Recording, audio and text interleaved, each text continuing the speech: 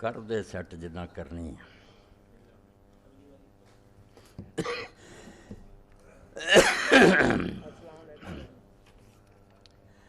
السلام علیکم ورحمۃ اللہ وبرکاتہ۔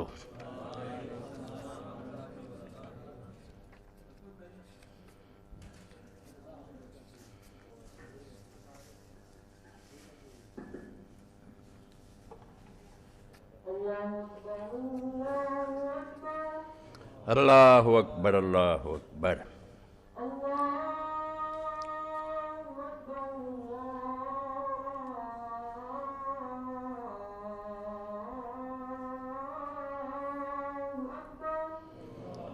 اللہ اکبر اللہ اکبر۔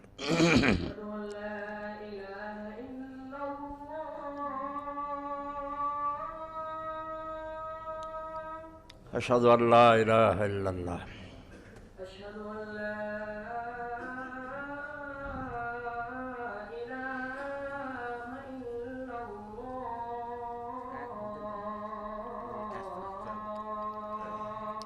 اشہد ان لا الہ الا اللہ۔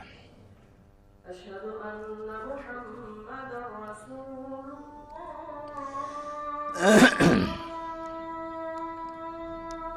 اشہد ان محمد رسول اللہ۔ اللہم صلی علی محمد وآل محمد۔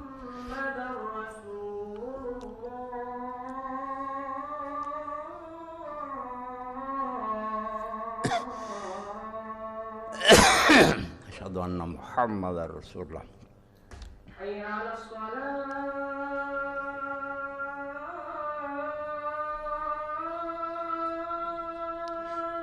لا حول ولا قوة الا باللہ۔ حي على الصلاة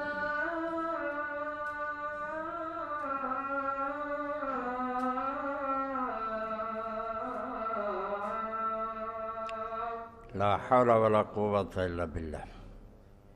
حي على الفلاح اخلاق ادرا کان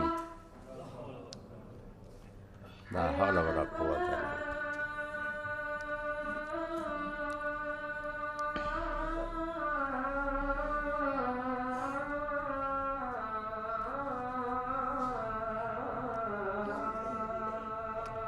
لا حول ولا قوة الا باللہ۔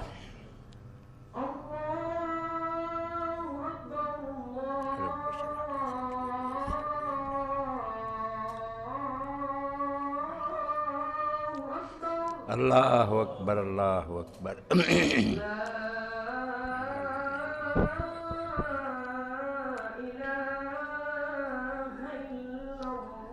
لا الہ الا اللہ وانا اشہد ان لا الہ الا اللہ وحدہ لا شریک لہ محمدا عبدہ ورسولہ رضیت باللہ ربا وبالاسلام دینا وبمحمد صلی اللہ علیہ وسلم۔ اللہم صلی علی محمد وعلی آل محمد کما صلیت علی ابراہیم وعلی آل ابراہیم بارک علی محمد وعلی آل محمد۔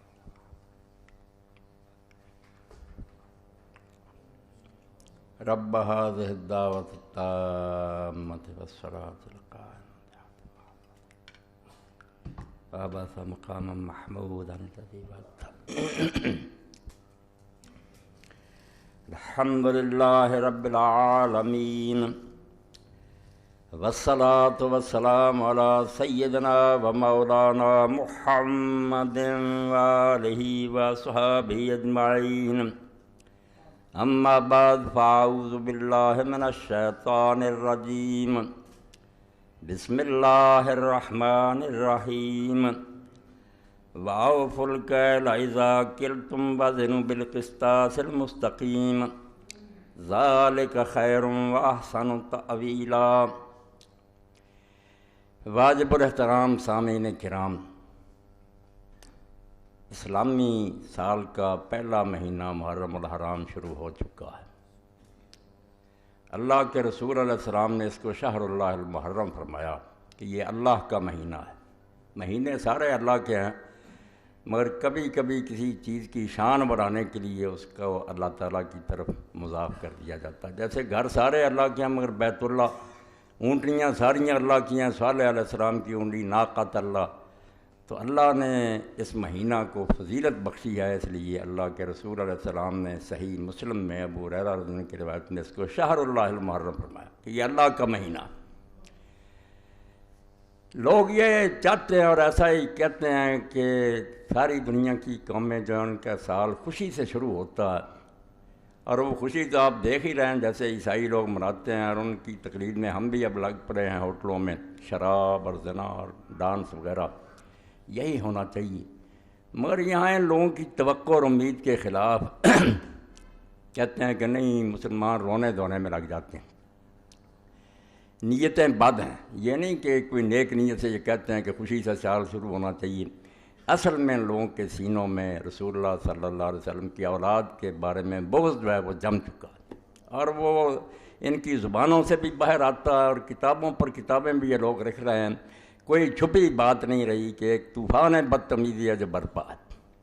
آپ اگر رسالوں کا اور کتابوں کا مطالعہ کریں تو حیران ہوں گے کہ حسین رضی اللہ تعالیٰ عنہ صرف کربلا میں شہید نہیں ہوئے، اب بھی مظلوم ہیں. تیروں کی اتنی بارش ہو رہی ہے کہ آدمی حیران ہوتا ہے کہ یہی لوگ جو کہتے ہیں یہ کوئی دینی مسئلہ، اگر یہ دینی مسئلہ نہیں کیوں محرم آتے ہی ہر رسالہ ہر کتاب اسی موضوع پر آتی. تو حقیقت یہ ہے کہ اس مہینے کا امام حسین رضی اللہ عنہ کی شہادت سے شروع ہونا، اور ذی الحج جو سال کا آخری مہینہ اس کا حضرت اسماعیل علیہ السلام کی قربانی پر ختم ہونا، یہ اپنی جگہ اللہ تعالیٰ کی حکمت کے مطابق بہت ہی مناسب کام ہے. جو لوگ دین کو نہیں سمجھتے وہ بے شک ہنستے رہیں، ناچتے رہیں، مگر اللہ نے قربانی پر سال ختم کیا اور قربانی سے آغاز کیا سال کا، تاکہ اہل اسلام کو پتہ لگے ہوشیار کے برہ دم تیغست قدمرا، کہ اے اللہ کے نیک بندو ہوشیار ہو جاؤ کہ تمہارے قدم جس راستے پر ہیں وہ تلوار ہے، تلوار پر چل رہے ہو. جانیں قربان کرنا، اپنی جان اللہ کے دین کے لیے بیچ دینا، یہ دین کا خلاصہ ہے. اس لیے ذی الحج بھی قربانی پر ختم ہوا، اور امام حسین رضی اللہ عنہ کا واقعہ بھی سال کے شروع میں پیش آیا، تاکہ لوگوں کو اس بات کا پتہ چلے. نہ بینی کہ ہاں شاہ نکو نام بدست سر بریدہ امید ہر نام. دیکھتے نہیں ہو کہ اللہ تعالیٰ ان کے ہاتھ پر پیالہ رکھتا ہے، ان کو جام محبت کا پلاتا ہے جن کے سر کٹے ہوتے ہیں. یہ سر کٹوں کا دین ہے. اس لیے جو ناچنا چاہتے ہیں، ڈانس کرنا چاہتے ہیں، وہ عیسائی ہو جائیں، دوسرے مذہبوں میں چلے جائیں، یہاں تو رونا دھونا ہے. ایسا رونا دھونا جو بیکار نہیں ہے کہ صرف رو کر آرام سے بیٹھ جاؤ، نہیں، قربانیوں کو یاد رکھنا. اور اسی لیے یہ رسالہ علم و آگئی جو آیا اس مہینہ کا، اس میں بھی مولانا ابوالکلام آزاد رحمۃ اللہ علیہ کا حوالہ دیا. بس میں ابتدا میں وہ بات آپ کی خدمت میں عرض کر دینا چاہتا ہوں. فرماتے ہیں حضرت حسین علیہ السلام کا واقعہ کوئی شخصی واقعہ نہیں ہے. کوئی نہ سمجھے نہ میرے خطبے سے کیونکہ بات تھی جو میں سنا رہا ہوں، کوئی کسی ایک آدمی کا قصہ نہیں ہے کہ کوئی شخص تھا جو مارا گیا. اس کا تعلق صرف اسلام کی تاریخ ہی سے نہیں بلکہ اسلام کی اصلی حقیقت سے ہے. یعنی وہ حقیقت جس کا حضرت اسماعیل علیہ السلام کی ذات سے ظہور ہوا تھا، اور وہ بتدریج ترقی کرتی ہوئی حضرت عیسیٰ علیہ السلام کی ذات کو پہنچ کر گم ہو گئی تھی. اس کو حضرت حسین رضی اللہ نے اپنی سرفروشی سے مکمل کر دیا. وہی بات جو علامہ اقبال رحمۃ اللہ نے فرمائی ہے، عجیب و سادہ و رنگی ہے داستان حرم، نہایت اس کی حسین ابتدا ہے اسماعیل. حرم کی ساری کہانی کیا ہے؟ جب بنیاد رکھی جا رہی تھی اسماعیل علیہ السلام کے گلے پر چھری، اور جب دین تکمیل کو پہنچا، اللہ کے آخری نبی زمین پر آئے، تو رسول اللہ کا بچہ جس کو حضور کندھوں پر اٹھاتے تھے، نماز میں سجدہ لمبا کر دیتے، اس کی خاطر اس کی شہادت کا واقعہ پیش ہے، تاکہ لوگوں کو پتہ چلے نہ بینی کیا شاہ نکو نام بدست سر بریدہ امید. اسلام پر چلنا چاہتے ہو نا تو یہ حجروں میں بیٹھ کر اور تسبیحیں گما کر اس دین پر نہیں چلا جا سکتا. یہ دین جان مانگتا، اور جان بھی ان بندوں کی مانگتا ہے. لوگ حیران ہوتے ہیں اللہ کے نیک بندوں کو کیوں مشکلیں پیش آتی، اور الٹ نتیجہ نکالتے ہیں کہ اگر وہ نیک ہوتے، اللہ کے پیارے ہوتے، کیوں مارے جاتے. بالکل غلط بات. انبیاء علیہ السلام قتل ہوئے ہیں. حالانکہ دیکھنے کی بات یہ ہے کہ آپ جب قربانی دیتے ہیں تو قربانی کے لیے وہ جانور تلاش کرتے ہیں جو بے عیب ہو، بے عیب جانور. تو ہمارے چھانٹنے میں تو غلطی ہو سکتی ہے، مگر جو قربانیاں اللہ اپنے لیے پسند کرتا انبیاء علیہ السلام اور صالحین کی، وہ نیک لوگوں کی در مسلخ عشق جز نکو رانا کشند، عشق کی قربان گاہ میں سوائے اچھے اور نیک لوگوں کے کوئی ذبح نہیں ہوتا۔ یہاں جو کہتا نا ذبح ہو جانا کوئی عیب ہے، یہ توہین ہے، یہ شکستہ جھوٹا ہے۔ یہی تو اصل قربان گاہ ہے کہ اللہ کی راہ میں جان دے دی، اللہ کو خوش کر لیے۔ در مسلخ عشق جز نکو رانا کشند، عشق کی قربان گاہ پر سوائے نیک اور اچھے لوگوں کے ذبح نہیں کیا جاتا کسی کو۔ لاگر صفتنا و زشت خورانا پسند، اللہ بالکل ان لوگوں کو اپنے راستے میں جان دینے کی توفیق ہی نہیں دیتا جن میں عیب ہوتے ہیں، خامیاں ہوتی ہیں، ان کو مردود ٹھہراتا کہ جاؤ دنیا میں عیش کرو، مزے کرو، کسی حکومت کے کاسا لیس ہو جاؤ، پیالے چاٹو اور دانش فروش بن جاؤ۔ میں دو لفظ بولوں گا، دانش فروش، جیسے آج ان کی بہت بڑی تعداد ہے، پڑھے لکھے ہیں، دانشور ہیں، خطیب ہیں اور صحافی ہیں، علم بیچ رہے ہیں، وقت کے حکمرانوں کو خوش کرنے کے لیے دلیلیں کر رہے ہیں، اور اس کے مقابلے میں امام حسین رضی کا قافلہ یہ جان فروشوں کا قافلہ، وہ دانش فروش ہیں، علم بیچ رہے ہیں، یہ جان بیچتے اللہ کی راہ میں کہ جو ہو سو ہو، ہم حق کو مانیں گے، کسی طاقت کے سامنے سر نہیں جھکائیں گے، اس راستے میں جو پیش آئے سو پیش آئے۔ در مسلخ عشق جز نکورانا کشند، لاگر صفتنا و زشت خورانا کشند۔ تو اللہ کی راہ میں جان دینے والے برباد نہیں ہوتے، وہ ہماری نظر میں ہے کہ بھئی مارے گئے۔ اللہ نے تو قرآن میں دو جگہ کہہ دیا کہ جو اللہ کے راستے میں مارے جاتے ہیں ان کو مردہ نہ کہو، وہ زندہ ہے۔ اب ممبر پر بیٹھنے سے پہلے ہی مجھے رسالے موصول ہوئے، وہ لوگ جو جب شکنجہ ان کے گلے میں کسا جاتا ہے، حقائق چھوڑو جی یہ بات اس سے کیا لینا، نہیں، آپ لوگ ون وے ٹریفک چلانا چاہتے ہیں، ایک رٹی رٹائی کہانی رسالے چھاپتے ہیں، کربلا کی کہانی ابو جعفر محمد باقر کی زبانی، یہ ہر حدیث کے پاس ہے، چھاپتے ہیں، اور وہ شخص جو مفسر قرآن ہے اس دور میں کہلاتا ہے، اور سعودی حکومت اس کا قرآن چھاپتی ہے، حسن البیان، مولانا صلاح الدین یوسف، وہ ایک کارنامہ سر انجام دے رہا ہے۔ یہ کتاب بھی میرے پاس اسی کی ہے، امام محمد باقر پر تہمت لگا کر کہ امام حسین کا پوتا اپنی زبانی بیان کرتا ہے، سارا واقعہ پیش کرتے، اور یہ صلاح الدین یوسف صاحب کا میں گناہ نہیں سمجھتا، پچھلوں نے بھی یہ بہت بڑا جرم کیا کہ امام محمد ابن جریر الطبری نے اپنی تاریخ میں یہ پورا قصہ لکھا، حافظ ابن حجر رحمۃ اللہ علیہ نے تہذیب التہذیب میں اس کو نقل کیا، اور اپنی کتاب صحابہ میں اس کو درج کیا۔ اب ایک شخص کہتا ہے جب امام محمد باقر جو زین العابدین کے بیٹے، وہ سنا رہا ہے کہ حسین رضی اللہ عنہ کو بہت لوگوں نے روکا مگر وہ بعد نہیں آئے، راستے میں جب ان کو پتہ چلا کہ مسلم ابن عقیل شہید کر دیے گئے ہیں تو انہوں نے لوٹنے کا ارادہ کیا، چچا زاد بھائیوں نے ضد کی کہ نہیں ہم تو انتقام لے کے لوٹیں گے، اس لیے امام حسین بھی مجبور ہو گئے کہ تمہارے بغیر تو کوئی مزہ نہیں زندگی کا، ان کی ضد کی وجہ سے آگے چلنا پڑا، اور بعد میں جا کر وہاں منت سماجت کرتے رہے کہ 3 شرطیں مجھے یزید کے پاس بھیج دو، بھائی میں اس کے ہاتھ میں ہاتھ رکھ دیتا ہوں۔ یہ کہانی یہ لوگ لکھ کر اور امام محمد باقر کا نام لے کر شائع کرتے ہیں۔ اب ہر شخص کہتا ہے یار جب ان کی پوتے کہہ رہے ہیں تو حقیقت اس جہاد کی کچھ بھی نہیں، یہ کہہ دیں آپ نادانی اور بے وقوفی سے مارے گئے ہیں، ورنہ اس کا کوئی جہاد سے تعلق ہی نہیں، نہ یہ کوئی شہادت ہے، وہ تو جان بچانا چاہتے تھے، کہتے لے چلو مجھے، میں یزید کے ہاتھ میں ہاتھ رکھ دیں۔ یہ سب باتیں آپ پڑھتے بھی ہیں، سنتے بھی ہیں، اور تاریخ جو ہے زیادہ سے زیادہ مہربانی کرتی ہے کہ کوفہ کے کچھ لوگ سے بے ایمان اور بددیانت انہوں نے امام حسین رضی اللہ عنہ کو خط لکھے، امام ان کے ورگ میں آ گئے، ان کے دھوکے میں آ گئے، بعد میں راز کھلا کہ یہ تو سب مکار اور فریبی ہیں، پھر آپ پچھتاتے رہے۔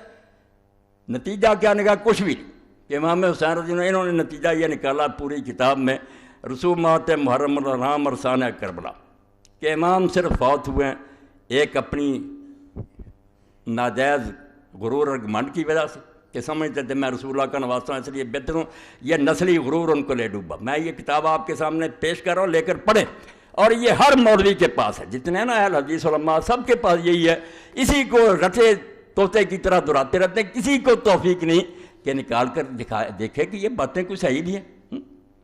تو امام حسین رضی اللہ عنہ کہتے تھے کہ مجھے لے چلو میں بیعت کر لیتا ہوں، مگر دوسری بات جو بے وقوفی کی وہ عبید اللہ بن زیاد نے کی کہ اس نے ضد کی کہ پہلے میرے ہاتھ پر بیعت کرو پھر دمشق لے کر جاؤں گا، تو امام نے خام خواہ ایک ناجائز بات کہی کہ نہیں تیرے ہاتھ گورنر پر بیعت نہیں کروں گا، وہاں میں کروں گا، صرف اتنی بات پر عبید اللہ کہنے لگا نہیں آئینی بات ہے میں گورنر میرے ہاتھ پر، یعنی یہ امام حسین رضی اللہ عنہ کو ایک احمق ضدی اور مغرور آدمی ثابت کیا جو خام خواہ اپنی جان دے گیا ورنہ کچھ حقیقت نہیں۔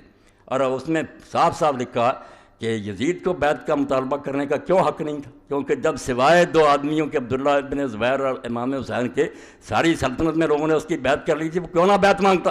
امام حسین جھوٹا تھا، یہ پوری کتاب ہے۔ اب ہم اس کا جواب اگر میں دوں تو سارے شہر میں پروپگنڈا کہ مولوی اسحاق امام حسین ان کا بیان کرتا، اور ان دنوں میں آ کر یہ مسجد نہیں امام بارگاہ میں، لعنت اللہ علی الظالمین، اللہ کے نامراد ظالم بندو، یزید کی حمایت میں تم کتابیں لکھو، امیر المومنین یزید رحمۃ اللہ علیہ جگہ جگہ اس میں لکھا، اور ہم امام حسین رضی کا بیان کریں، اور آپ لوگوں کو یہ توفیق ہی نہ کہ پوری کتاب میں نہ ابن تیمیہ کو یہ توفیق ہوئی، اللہ انہیں بھی معاف کرے، نہ انہیں ملی کہ رسول اللہ کی وہ حدیثیں تو کہیں ذکر کر دو کہ حضور نے پہلے بتایا نہیں تھا امام حسین رضی کے بارے میں، وہ صحیح حدیثیں نہیں ہیں، ان کو چھوتے تک نہیں، خطبے ہو رہے ہیں، کتابیں لکھی جا رہی ہیں، نہ کئی تنظیموں کے سربراہ میں ان کا نام کیا لو وہ بھی لکھ دیتے ہیں ثانیہ کربلا، کوئی نہیں یہ اٹھا کر دیکھتا کہ تاریخ کی جھوٹی روایتیں، یہ جو میں نے لکھ دیا کہ محمد باقر رحمۃ اللہ علیہ کی زبانی، اس کے بارے میں تو آپ سمجھ لیں کہ جہاں جہاں یہ لکھی ہے بالکل جھوٹ کا پرندہ،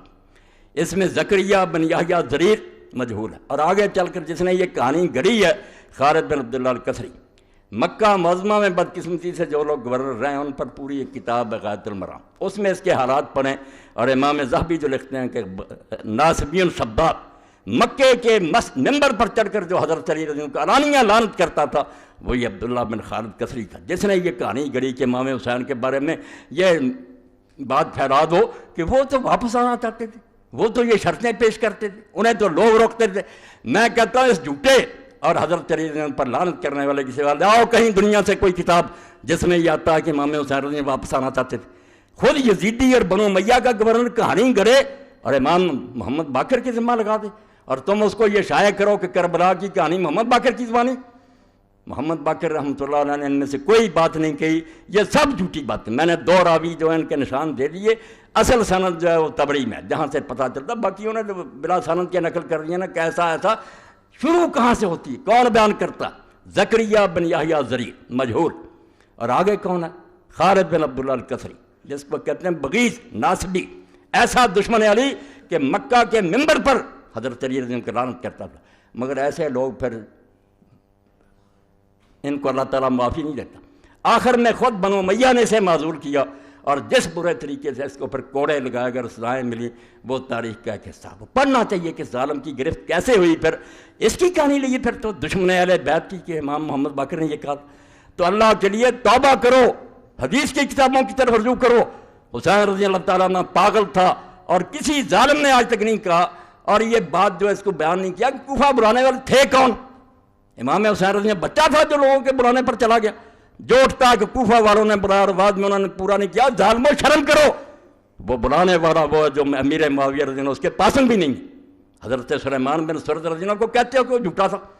5 آدمی ہیں جنہوں نے پہلا خط لکھا، اور اپنے گھر میں جس نے دعوت دی لوگوں کو بلایا کہ اللہ نے ایک طاغوت سے ہماری جان چھڑائی اور ایک دوسرا ظالم مسلط ہو گیا، آؤ حسین کو کھڑا کرو اور اس کا ساتھ دو، ان ظالموں سے جان چھڑائی۔ وہ خط پڑھو اس کا صحابی کا، امیر معاویہ رضی اللہ کا پتہ لگے کہ وہ صحابی کیا سمجھتے تھے کہ ایک طاغیہ اور طاغوت مرا اور ایک اور مسلط ہو گیا ہماری گردنوں پر، حضرت سلیمان بن سرد خزائی۔ اور بعد میں اس نے کیسے نبھایا، اگر اور توفیق نہیں تو البدایہ والنہایہ امام ابن کثیر کی اٹھا کر دیکھ لو، اس کی شہادت کا واقعہ پڑھو کہ کس طرح اس نے ان ظالموں سے بدلہ لینے کے لیے بعد میں پھر لوگوں کو جمع کیا کہ ہم وقتی طور پر ٹھیک ہے دب گئے۔ عبید اللہ ابن زیاد نے دھوکے سے شہر پر قبضہ کر لیا، کرفیو نافذ کر دیا، ہمارے لیڈر گرفتار کر لیے، ہم مدد نہیں کر سکے امام حسین رضی اللہ کی، مگر یہ الزام ہم پر آ گیا کہ ہم نے بلایا تھا۔ بالکل صریح جھوٹ ہے، کوفہ والوں نے کوئی دھوکہ نہیں کیا، ان میں سے کوئی جھوٹا نہیں تھا، وہ سارے امام حسین کے رضی اللہ تعالیٰ عنہ کے والد کے فدائی تھے۔ اور حضرت سلیمان ابن سرد رضی اللہ صحابین جلیلا نبیذا فاضلا، جن کی شہادت کے واقعات لکھا اور امام نے لکھا کہ شہید ہو گیا، اللہ ان پر بے شمار رحمتیں کرے، اس کو ظالموں بدنام کرتے کہ جھوٹا تھا اور بلا دیا تھا، بدلہ لینے کے لیے اٹھا۔ اس تحریک کو توابون کی تحریک کہتے ہیں۔ 4000 آدمی کربلا میں گئے، امام حسین رضی کی قبر پر عہد کیا کہ یا بدلہ لیں گے ان ظالموں سے یا اپنی جانیں دے دیں گے۔ عبید اللہ زیاد کے ساتھ پھر مار گئے، بیچارے مارے گئے، شہید ہو گئے۔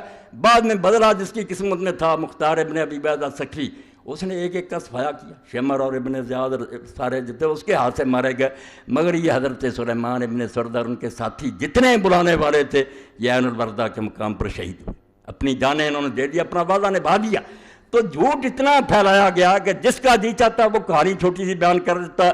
بالکل اس طرح ہی جیسے میرے ایک استاد تھے کالج میں، وہ کہہ رہے تھے کہ اگر بات کو برباد کرنا تو اس کا طریقہ یہ ہے کہ لوگ بیٹھے ہوئے تھے، کھانا کھا رہے تھے، تو ایک آدمی نے کوئی کہانی چھوڑ دی، وہ بیچارہ لمبی بیان کرنے لگا، اتنے میں دوسرے کھا گئے. اس نے ایک دن سوچا میں بھی اس کو پھنساؤں گا. اس نے کہا یار یوسف علیہ السلام کا قصہ کیا تھا؟ اب قصہ تو اتنا لمبا قرآن مجید میں اتنا لمبا آیا، مگر اس نے چالاک تھا. اس نے کہا پدرے بود پسرے داشت گم کر دو بادیات. اور بات تو اتنی، ایک باپ تھا، اس کا بیٹا تھا، وہ گم ہو گیا، مل گیا. بس قصہ ختم ہو گیا کہ حسین رضی اللہ عنہ کو کوفیوں نے بلایا، دھوکہ کیا، یہ بعد میں منتیں ترلے کرتے رہے، مارے گئے. ظالموں، اللہ کی کروڑ لعنت ہے جھوٹوں پر. حسین رضی اللہ عنہ کی وہ شہادت جس کے بارے میں اللہ کے رسول جب بات ہی اللہ کی طرف سے بتلائی گئی اس وقت روئے. تمہیں یہ حدیثیں نہیں یاد آتی؟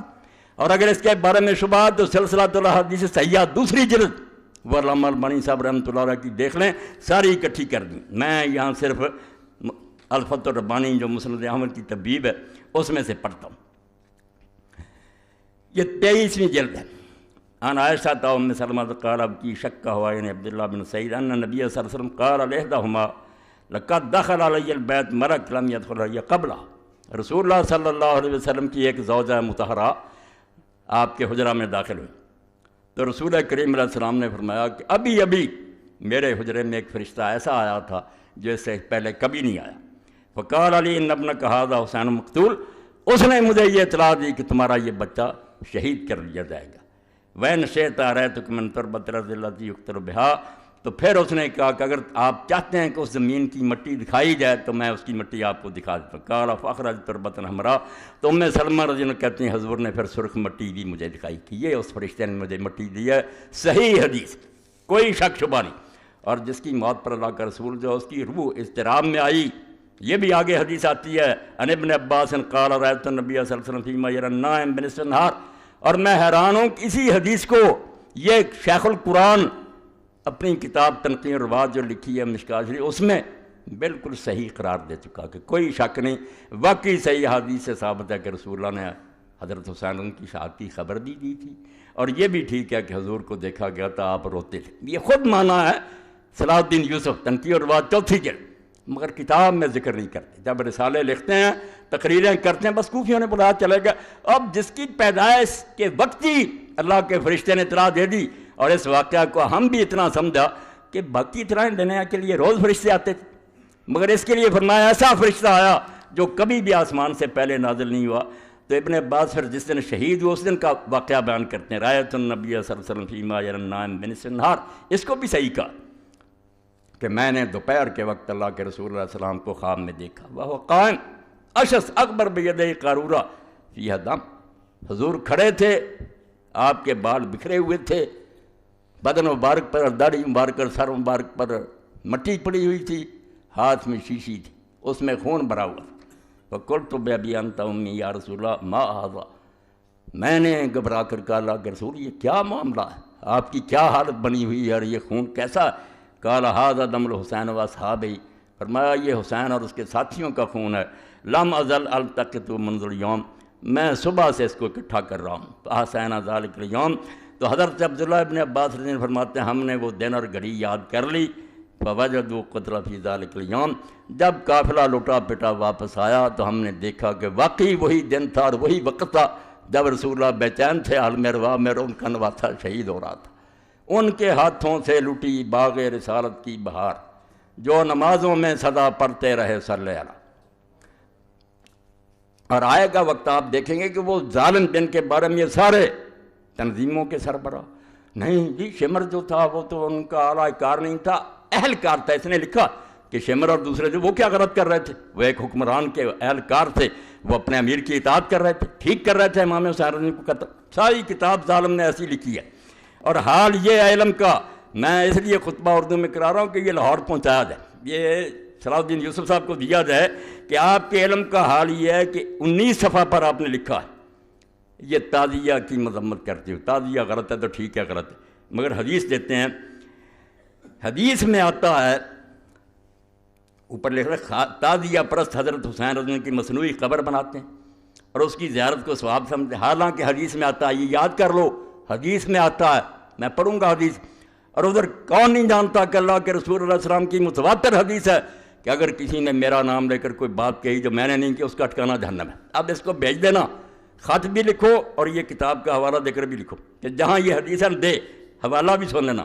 من زار قبرا بلا مقبور فکانما عبد السن، جس نے ایسی خالی قبر کی زیارت کی جس میں کوئی میت نہیں تو گویا اس نے بت کی پوجا کی۔ رسالہ تنبیہ الظالین از مولانا اولاد حسن وارد نواب صدیق حسن خان رحمہ اللہ تعالیٰ۔ اب پوچھے یہ کوئی حدیث کی کتاب؟ نہ صحابی نہ سند نہ کوئی، آپ نے حدیث کہا۔ تعزیہ کی مذمت کے لیے تعزیہ کا رد آپ کرتے رہتے، مگر یہ تعزیہ کا رد کرنے کے لیے یہ کہ حدیث میں ہے، اور تنبیہ الظالین جو رسالہ لکھا نواب صاحب کے والد نے اولاد اس میں ہے۔ بھائی نواب صاحب کے والد نے کوئی لکھا؟ کون صحابی بیان کرتا؟ کہاں ہے کس کتاب میں؟ آپ موضوعات کی کتابیں بھی چھان جائیں جو منکرد حدیثوں پر، ان میں بھی نہیں ہے یہ بات۔ تو ایک شیخ القرآن جس کی تفسیر سعودی حکومت تقسیم کرتی حاجیوں میں، اس کا حال یہ کہ حدیث لکھتا ہے سرے سے اس کا نام و نشان نہیں، بالکل نہیں۔ آپ یہ ضرور پہنچائیں۔ آگے جا کر پھر چلتے ہیں، ابن تیمیہ بھی یہی غلطی کر گئے، ابن کثیر نے بھی کی، اور یہ بھی کرتے ہیں۔ ہر سال میں کہتا ہوں نہ جامعہ سلفیہ میں سے کسی کو عقل آتی ہے کہ وہ سوچے کہ بخاری شریف کے بارے میں جو کہتے ہو کہ اس میں یہ حدیث آتی، صحیح بخاری میں عبداللہ بن عمر رضی اللہ عنہ سے مروی ہے کہ حضرت صلی اللہ علیہ وسلم نے فرمایا جو فوج سب سے پہلے قسطنطنیہ کا غزوہ کرے گی وہ مغفور یعنی بخشی بخشائی۔ اس حدیث پر تو انشاءاللہ بات ہوگی، مگر عبداللہ بن عمر رضی اللہ عنہ سے دنیا کی کسی کتاب میں کوئی نکال کر دکھا دینا۔ یہ ان سارے شیخوں کے سامنے یہ رسالے چھپتے ہیں، اوپر لکھا ہوتا ہے ایڈیٹوریل اسٹاف میں کہ ہم سارے شیخ اس رسالوں کے دیکھتے ہیں۔ بھئی آپ نے نکال کر دیکھا ابن تیمیہ سے غلطی ہو گئی؟ بھئی واقعہ تو ام حرام رضی اللہ تعالیٰ کا، ایک عورت ہے اس کی راوی صرف حضرت ام حرام بن ملحان رضی اللہ بنت ملحان رضی، اور کسی سے نہیں۔ دنیا جہان میں جتنی کتابیں نا کسی دوسرے صحابی نے اس کو روایت نہیں کیا، ام حرام بنت ملحان، مگر یہ صاف لکھا ہے صحیح بخاری میں، اور ساتھ حوالہ بھی ہے صحیح البخاری الجہاد وسیر باب ما قیل فی قتال الروم۔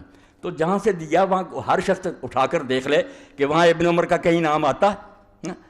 جن لوگوں کی حالت یہ ہے کہ نہ توفیق ہے کہ کتاب جس سے لکھ رہے ہیں اس کا بھی پتہ نہیں، عبداللہ بن عمر رضی اللہ کا وہاں کوئی ذکر نہیں آتا۔ اس حدیث کے بارے میں بات تو شاید کبھی موقع ملے، مگر میں ضمناً کہہ دوں کہ بے شک یہ بخاری میں ہے، مصنف عبد الرزاق میں، مگر کون بیان کرتا؟ شروع سے لے کر سارے شامی ہیں، کوئی مکے کا، مدینہ کا، عراق کا، دنیا کے کسی مسلمان ملک میں کسی کو خبر نہیں ہے کہ حضور نے یہ اطلاع دی تھی۔ صرف شامی بیان کرتے ہیں، جہاں دارالحکومت تھا معاویہ رضی اللہ عنہ کا، بعد میں یزید اور ان کی ساری اولاد، کلہم شامیون، پہلے سے لے کر آخری راوی تک سب شامی۔ اور شامی بھی کیسا؟ ثور بن یزید الکلائی، جو مدینہ میں امام مالک صاحب نے کہا کوئی اس کے پاس نہ بیٹھے، نہ اس کی روایت لکھے، بیماری کیا تھی؟ وہ بھی ناسبی تھا، جیسے وہ خالد بن عبداللہ کا بنایا نا مکے کا گورنر کہ علی کو گالیاں دیتا، اس کا بھی یہی کام تھا کہ حضرت علی کو کہتا تھا میں اس کو پسند کر سکتا ہوں جس نے میرے دادے کو قتل کیا تھا، میرا دادا جنگے سے۔ بھائی ایسے دشمنان اہل بیت کی حدیثیں لیے پھرتے ہو، جب اصول یہ ہے سارے جانتے ہیں کہ کوئی آدمی اگر ایسی حدیث روایت کرے کہ اس آدمی کا تعلق کسی خاص گروہ سے ہو اور اس کے علاوہ اس کی کوئی تائید نہ کرے، یہ ساری امت کا مسلمان اصول اور عقل کی بات ہے، وہ بات نہیں لی جاتی۔ وہ تو اس گروہ کا آدمی، اس نے تو کہنا کوئی غیر جانب بیان کرے۔ اسی لیے علماء نے یہ اصول بیان کر دیا کہ اگر کوئی شیعہ ایسی حدیث حضرت علی رضی اللہ عنہ کی شان میں یا اہل بیت کی شان میں بیان کرے جو دوسرے کسی مسلمان نے بیان نہ کی ہو، تو بے شک وہ سچا اور دیانتدار، ہم نہیں اس کی بات مانیں گے۔ شبہ ہے کیونکہ اس کا یہ عقیدہ اور مسلک ہے، اس کی حمایت میں گڑ لی ہوگی۔ بات قدرے دل کو لگتی ہے کہ واقعی محتاط رہنا چاہیے، مگر یہاں آ کر سارے اصول ختم۔ ثور بن یزید الکلائی کا نکال لیں ترجمہ، اگر یہ علی سے دشمنی رکھنے والا نہیں تھا میرے ذمہ لگائے، اس کی حدیث معتبر ہوتی ہے۔ جو علم حدیث ہے اس کے مطابق کوئی گروہ جس کا خاص عقیدہ وہ اپنے مسلک کی حمایت میں، بھائی ناصبی نے تو کہنا ہی تھا کہ معاویہ جنتی اور یزید بخشا ہوا، کوئی اور کہتا ہے کسی کتاب میں دوسرے کوئی روایت ہے، یہ ضمناً بات آ گئی۔ تو خیر صحیح بخاری میں عبداللہ بن عمر، دوسری غلطی کہ عبداللہ بن عمر سے صحیح بخاری میں جہاں ہے نا، بلکہ اور کسی کتاب میں بھی تو نکال دیں، کسی جگہ عبداللہ بن عمر رضی اللہ کی یہ روایت نہیں ہے۔ یہ روایت جہاں بھی ہے حضرت ام حرام بنت ملحان رضی اللہ تعالیٰ عنہ سے روایت ہے۔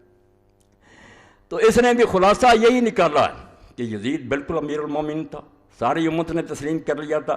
کیسے تسلیم کیا تھا یہ بیان کرنا ہے، جس سے میں نے کہا اور علامہ ابوالکلام آزاد نے کہا یہ کہانی ہی نہیں دین کی حقیقت ہے۔ اور میں ڈنکے کی چوٹ کہتا ہوں کہ جو لوگ اسلامی خلافت کے مدعی اگر وہ حسین کو نہیں سمجھے ان کی تحریکیں بے برکت ہیں اور کبھی دنیا میں وہ اسلامی خلافت نہیں قائم کر سکتے۔ اسلامی خلافت برباد کرنے والوں کی حمایت کرتے ہو اور جو اس کو قائم کرنے کے لیے اٹھا اس کو باغی اور مجرم کہتے ہو، پھر کس خلافت کی بات کرتے ہو؟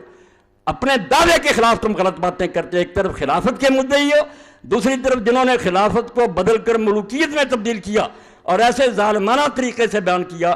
میں یہ حقائق اس لیے لکھوانا چاہتا ہوں، میں نے اس بارے میں جو پڑھا دکھ تو یہ ہے کہ میں اس کو لکھوا نہیں سکا، آپ اس پر کتاب نہیں لکھ سکا، ورنہ اس پر ایک مبسوط کتاب ہزاروں صفحوں میں لکھنی چاہیے۔ یہ کوئی واقعہ، یہ اسلام کا ایک روشنی کا منار ہے، اگر یہ ڈھہ گیا اور حکومتیں چاہتی ہیں کہ اس کو گرا دیا جائے، یہ تو پیغام ویسے ہی دے دیتے نا کہ امام حسین کی قربانی، ورنہ ظالم مسلمان حاکموں کے لیے حسین ایٹم بم ہے۔ اگر وہ روح امت میں پیدا ہو جائے کہ برے کے سامنے سر نہیں جھکانا چاہیے، طاقت کوئی چیز نہیں ہے، حق کا ساتھ دینا چاہیے۔ اور اس میں یہ بھی نہیں دیکھنا چاہیے کہ آدمی تھوڑے ہیں ساتھ یا زیادہ، نہیں، جتنے ہوں لے کر میدان میں نکلتے۔ وہ سبق ہے جو ان لوگوں کے لیے تو موت ہے۔ یہ امام حسین کے دن پر کیسا پیغام دے سکتے ہیں؟ رسمی طور پر سیکٹری لکھ دیتے ہیں، بیان کرتے ہیں۔ حسین رضی اللہ تعالیٰ عنہ کے واقعہ میں یہ کہتا ہوں کہ کچھ لوگ پوچھتے ہیں یزید جو تھا وہ اپنی ماں بہن سے زنا کیا، جھوٹ بات، ایسی باتوں کی ضرورت نہیں، نہ ہمیں یزید کو کچھ برا بلا کہنے کی ضرورت ہے کہ اس میں یہ برائیاں تھیں۔ برائی سب سے بڑی یہ ہے جو اللہ کے رسول علیہ السلام نے فرمائی تھی کہ اول من یبدل سنت رجل من بنی امیہ۔ اصل اعتراض میرا یہ ہے جو اصولی ہے، ہمیں کوئی اس سے بحث نہیں، وہ شراب نہ پیتا نماز نہ، جس طریقہ سے یہ خلافت بنی ہے میں مولانا ابوالکلام آزاد رحمۃ اللہ علیہ کے حوالے دوں گا اس سلسلے میں، کیونکہ وہ نایاب ہے۔ وہ میرے بچے نے کوشش کی اور بڑی محنت سے اس نے وہ کرمی جو تھے فوٹو اسٹیٹ کرا کے لایا، بڑی محنت کیا جعفر بچے نے اس بارے میں۔ آزاد نے لکھا کہ بنو امیہ کی حکومت غیر اسلامی اور خالص کفر جلی پر مبنی، کفر جلی کا ننگا کفر، کہ تشدد سے اور زبردستی سے جو حکومت بنوائی جائے اور جب زبردستی جو مسلمانوں کے تخت پر بیٹھ جائے وہ فرشتہ بھی ہو تو شیطان ہے، کوئی حق نہیں۔ مسلمان امت کا حق ہے کہ اپنے لیے اپنا قائد چنے۔ ایک شخص زبردستی بیٹھ جاتا ہے اور بعد میں بیعت لیتا ہے، یہ خود اتنا بڑا گناہ اور جرم ہے کہ اس کے ہوتے وہ شراب نہ پیے، زنا نہ کرے، نمازی ہو، دیندار حاجی ہو، انتہا درجے کا بدماش ہے۔ اس کو کس نے کہا تھا کہ امت کا تخت جو ہے غاصبانہ، اس پر آ جائیں گے حوالے کہ صحابہ کی گردنوں پر کیسے تلواریں رکھی گئی، کس طرح بیعت لے گی، جس سے پتہ چلے گا کہ اس سے زیادہ قیامت اس وقت اسلام پر جو آئی تھی نہیں آ سکتی۔ امیر معاویہ رضی اللہ عنہ نے اس سلسلے میں جو کردار ادا کیا، جو رشوت سے ہاتھ میں آ گئے، پیسہ دیا، جو تلواروں کے ذریعے ڈرائے جاتے تلواریں ان کے سروں پر لڑائی گی۔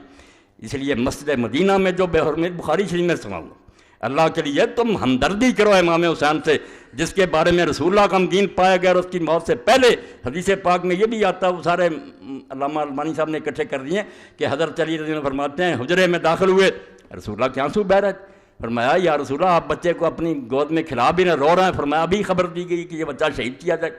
آپ نے کبھی نام نہیں لیا، ان حدیثوں کا حوالہ نہیں دیا، اتنا بغض اور کینہ ہے کہ تاریخی جھوٹ۔ اور میں نے جو آیت پڑھی شروع میں کہ جب تولو تو پورا تولو اور صحیح ترازو کے ساتھ تولو، بعض لوگوں کو سمجھ نہیں آئی وہ کون پر، میں نے اس لیے پڑھی کہ اسی شیخ القرآن نے خلاف تو ملوکیت کی شرعی حیثیت لکھی، مولانا مودودی صاحب کی کتاب پر تبصرہ کیا اور اس میں یہ بات کہی کہ ہم مانتے ہیں کہ صحابہ کرام سے بڑے بڑے جرم ہوئے، اس نے دوسروں والا راستہ نہیں اختیار کیا، سیدھا کان پکڑا کہ غلط کام ہوئے، ان کو بیان کرنا بھی جائز ہے، جب قرآن و حدیث میں بیان ہوا کیوں نہ بیان کیا جب مودودی سچا، مگر بیان جو ہونا چاہیے وہ صحیح حدیثوں سے ہونا چاہیے، صحیح روایتوں سے ہونا چاہیے۔ بس یہاں آ کر اس نے نا بات ختم کی اور بات ٹھیک ہے، کہتا جرم بھی ہوئے ہیں، بیان کرنا بھی گناہ نہیں ہے، کوئی توہین نہیں ہے، حقیقت بیان ہونی چاہیے، مگر روایت جو ہے پوری احتیاط سے لینی چاہیے۔ میں یہی کہتا ہوں اسی ترازو سے صلاح الدین صاحب توڑنا چاہیے تھا۔ آپ نے جتنی امام حسین کے بارے میں لکھی کہ وہ واپس آنا چاہتے تھے، ان کو صحابہ روکتے تھے، ابن عباس میرا چیلنجر کئی مرتبہ میں نے کہا کہ ایک صحابی کا روکنا بھی کوئی شہادت کرے مجھے پھانسی پر لٹکا دو۔ تم بنو امیہ کی گڑھی ہوئی روایتیں کہ امام حسین کے جہاد کو برباد کر دیا جائے، وہ خالد بن عبداللہ کسری جو علی پر لعنت کرتا تھا ممبر مکہ پر، اس کی روایتیں بیان کر رہے، کہاں گیا وہ معیار جو بات تم نے کہی تھی 100% ٹھیک۔ اور میں یہی کہتا ہوں کہ اگر مودودی صاحب کی کتاب میں کچھ چیزیں نہیں ماننی چاہیے، مگر میں نے جو اس پر حاشیہ چلایا صلاح الدین یوسف صاحب کی کتاب پر ایک ایک لفظ صحیح حدیثوں کے دے دیے میں نے صفحے سے، کہ کس بات کا انکار کرتے ہیں؟ کون سی بات مودودی نے اپنی طرف سے کہی ہے؟ اگر تاریخی حوالے نہیں صحیح، ٹھیک ہے، انہوں نے لکھی تاریخ کی مدد سے، آؤ میں حدیث سے ثابت کرتا ہوں۔ یہی علی پر ممبروں پر لعنت کرنا، امیر معاویہ رضی اللہ عنہ کو برنا، صحیح حدیثوں سے پیش کرتا ہوں، وہ اگر حاشیے چھپ گئے تو اس بارے میں اتمام حجت ہو جائے گا، کوئی آدمی نہیں بول سکتا، زبانوں پر مور لگ جائے گی۔ ایک ایک لفظ کی میں نے خبر لی ہے کہ کیا دیکھ رہا، ایک طرف معیار بناتا ہے کہ صحیح روایت سے کام لینا، پھر ساری جھوٹی روایتیں، اپنے حق میں جتنی جھوٹی جاتی ہیں وہی تبڑی، وہی ابن اسیر پھر معتبر ہو جاتے ہیں۔ اور ان سارے جھوٹوں کا حال یہ ہے کہ جن کتابوں کو کہتے رہتے ہیں جھوٹ کا پرندہ، جب الو سیدھا ہوتا کہ امام حسین واپس آنا چاہتے تھے شرطیں، پھر وہی کتابیں معتبر ہو جاتی۔ میں ایسا نہیں کرتا، میں کہتا ہوں وزن بالقسطاس المستقیم، ایک صحیح ترازو لو، اس سے تو لو، آپ پہ خلاف جائے یا آپ پہ حق میں جائے، بات وہ کہو جس کی سند مضبوط ہے۔ اس لیے میں آپ سب حضرات سے یہ کہتا ہوں کہ اللہ کے لیے حسین رضی کے واقعہ کو کوئی قصہ نہ سمجھیں، جی جیسے کہا نا ابن مولانا ابوالکلام آزاد نے کہ یہ اسلام کی حقیقت ہے، اسلام سمجھنا چاہتے ہو کہ ہے کیا؟ صرف حسین، رمز قرآن حسینہ موختم زیاد شیو و شعرا فروختم۔ اقبال کہتا ہے قرآن کی تفسیر تو ہمیں سمجھ ہی حسین سے آئی، جب حسین کو سمجھا تو پتہ چلا کہ مسلمان طاغوتوں کے سامنے سر جھکانے کے لیے پیدا نہیں ہوا کہ ظالم تختوں پر بیٹھ جائیں، ہم صرف سر جھکاتے رہیں۔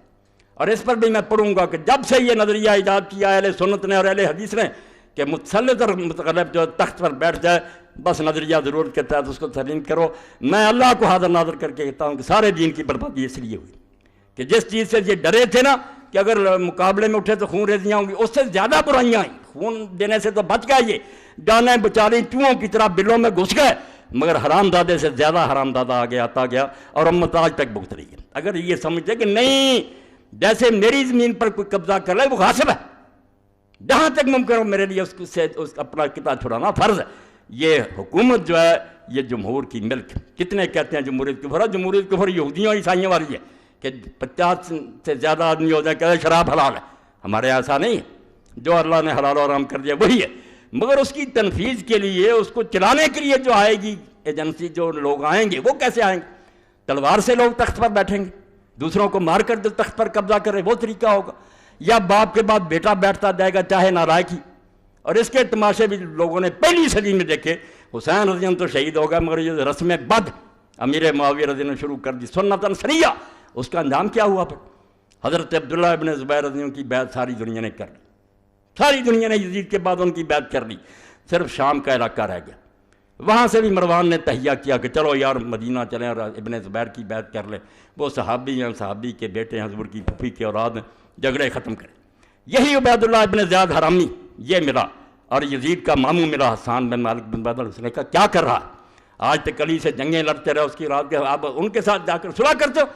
پھیر دیا، مروان نے اپنی بیعت لے لی اور بیعت کے بعد جا کر پھر جنگ لڑی حضرت ضحاک بن قیس صحابی کے ساتھ، وہ ابن زبیر کے حامی تھے، مرج راحت کوئی ایک کربلا، وہاں وہ حضرت قیس بن ضحاک مارے گئے، مروان غالب آ گیا، پھر اس نے مصر بھی چھین لیا، آہستہ آہستہ بعد میں ان کا بیٹا جو تھا عبد الملک بن مروان وہ ظالم، اس نے مکے کا محاصرہ کیا، عبداللہ ابن زبیر شہید کر دیے گیا، درختوں پر ان کی لاش لٹکی رہی، یہ صحیح مسلم میں پڑھ لیں آپ، ظالموں نے کیا حشر کیا۔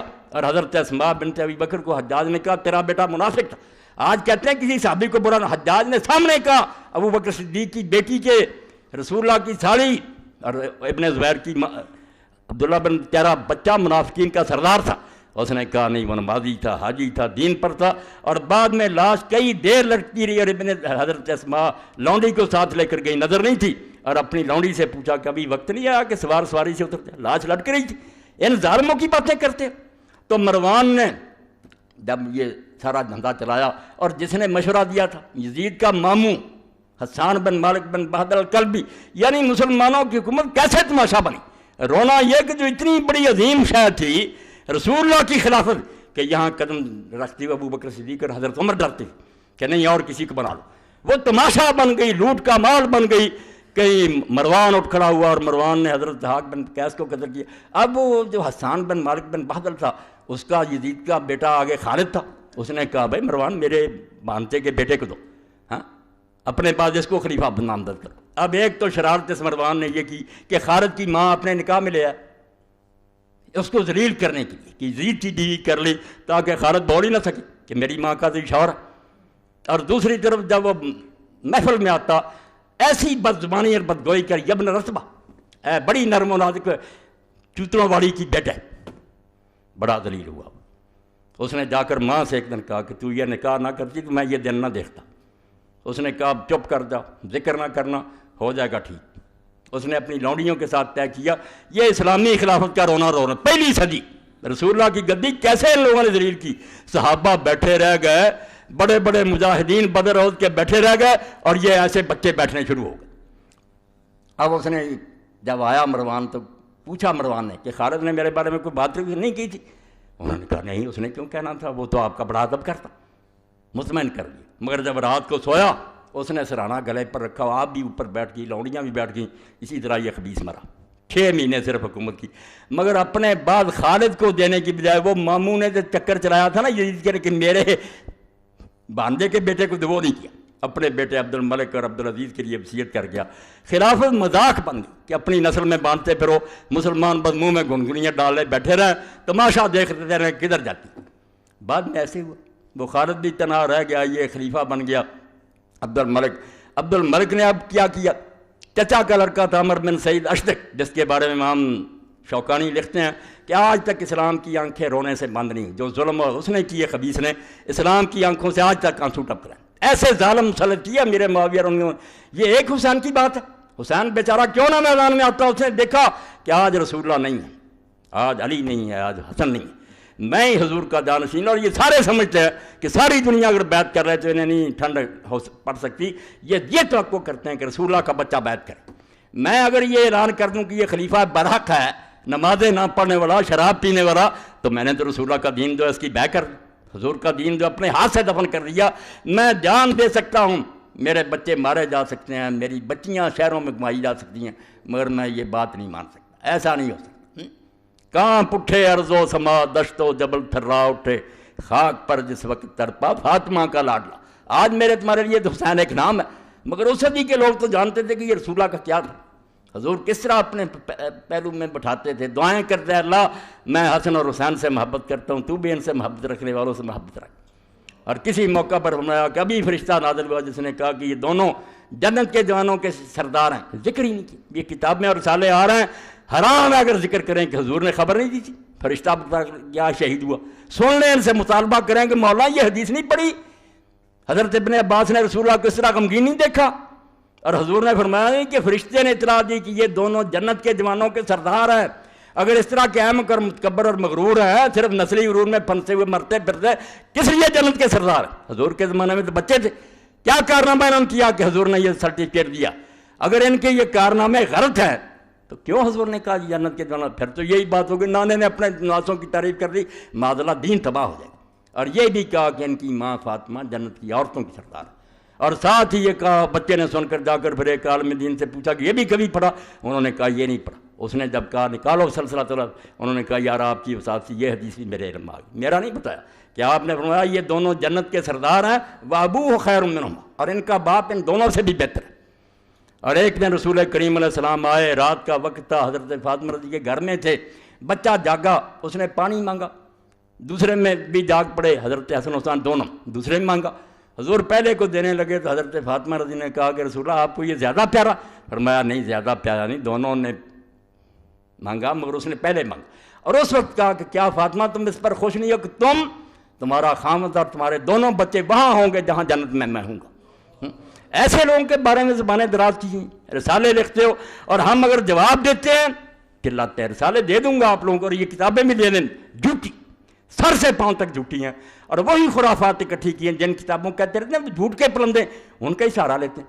بھائی حدیثوں کی طرف آؤ، صحابہ کرام نے کیا کہا تھا؟ لوگوں نے یہ بات سنی، حضرت عبداللہ ابن عمر جن کا حوالہ دیا ان کا تو یہ تاثر تھا صحیح بخاری میں کہ ان سے ایک عراقی نے پوچھا کہ اگر کوئی آدمی حالت احرام میں مکھی مار لے یا مچھر اس کا کیا حکم ہے؟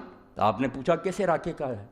اس نے کہا عراق کا۔ فرمایا شرم کرو، تم نے اللہ کے رسول کے بچے کو ذبح کر دیا چھری کے ساتھ، حالانکہ میں نے اللہ کے رسول سے سنا تھا ہمارا ریحانۃ آیا میرا دنیا، کہ اس دنیا میں یہ دونوں میرے گلاب کے پھول ہیں، گلاب کے پھولوں کی پتیاں تو تم نے مسل دی، حسن کو زہر دے دیا، حسین بیچارہ میدان میں مارا گیا، یہ سلوک کیا تم نے، اور آپ مچھر کے بارے میں پوچھتے، یہ ذکر ہی نہیں کرتے کہ اللہ کے رسول نے حسین کا مرتبہ کیا بیان کیا، اور اس کی توضیح بیان کرو کہ کیا جہاد انہوں نے کیا جس کی وجہ سے آپ نے جنت کے جوانوں کے سردار کہا۔